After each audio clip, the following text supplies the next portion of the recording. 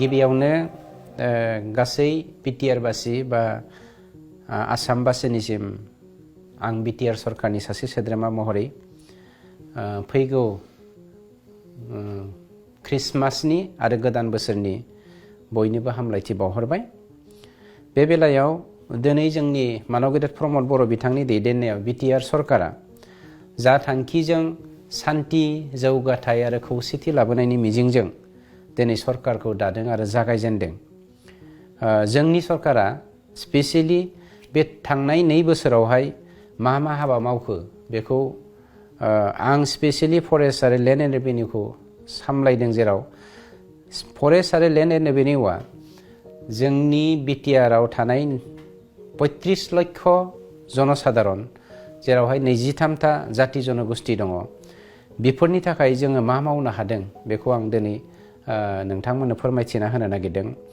Forest डिपार्टमेन्टआ age पार दा forest डुवेलार act of 2006 बिनि जा क्लज, बे क्लज बायदियै फरेस्ट डुवेलार्स जा सुबुंफोरनो बा स्पेसियेलि जोंनियाव थानाय ट्राइबेलफ्रा बांसिनै दंखाय BTCआव दिनै 66% फरेस्ट एरियायाव दङ।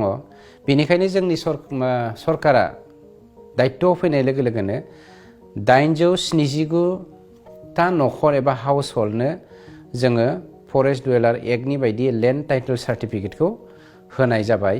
आरो बावैसोनो नैबे जानुवारिनि गेजेरावनो जोङो 19,173टा हाउस हल्डनो बा न'खरफोरनो जोङो लेन्ड टाइटल सार्टिफिकेटखौ होनो थांगासिनो दङ।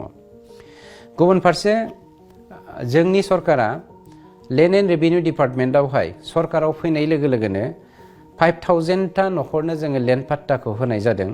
मानोना थांनाय समफोराव हायानो जोंनि थांना थानायनि जिउ खांनायनि फुंखा हिसाबै जोंनि सरकारा हाखौनो बांसिन गुरुत्व होनाय जादों।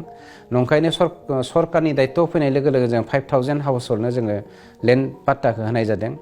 गुबुन फारसे बे बोसोरनि गेजेराव 2,732टा फेमिलि 2,732टा न'खरनो जोङो लेन्ड एलटमेन्ट होदों। 252 न'खरनो जोङो लेन्ड सेटेलमेन्ट होदों आरो 6,504 न'खरनो जोङो मिउटेसन होनाय जादों, जायखौ जोङो आजै आजौनि जा थानाय हा बिथांमोननि मुंनि हाखौ गावनि फिसा फिसौनो मुं दानस्लायनानै होनाय, बे थांदों 6,504टा।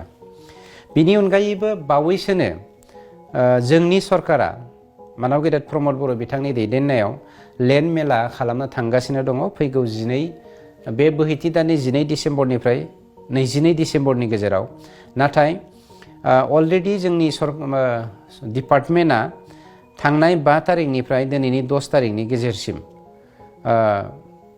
जायफ्रा गुबैयै एक्सनिया पाट्टा हानिफ्राय मियादि हायाव सोलायनो गोनां दङ, फोलेरारि खान्थि सोमोन्दोजों नामजारि खालामनाय, जायखौ जोङो मिउटेसन होननानै बुङो, MNP एलटमेन्ट आरो एलटमेन्ट मोननायनि हानि पाट्टा होनाय, 4 नाम्बाराव हा थानायनि फोरमानलाइ, 5 नाम्बाराव सिनायथि फोरमानलाइ लिरथि, 6 नाम्बाराव जमाबन्दी फोरमान लिरथि, बे 6 पइन्टखौ लानानै जोङो लेन्ड मेला खालामनो थांगासिनो दङ।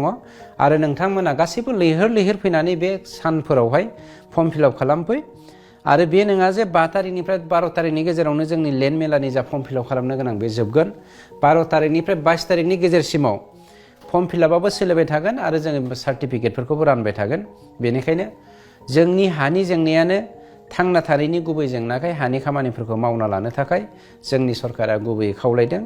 आरो ग्रेजुवेलि जोङो गाव थांनानै थानो हाबासो समाजाव सान्थि लाबोनो हागोन, सान्थि फैबासो जौगाथाय लाबोनो हागोन आरो जौगाथाय फैबासो खौसेथि जानो हागोन। बे मिजिंजों जोंनि सरकारा खामानि मावगासिनो दङ। Thank you.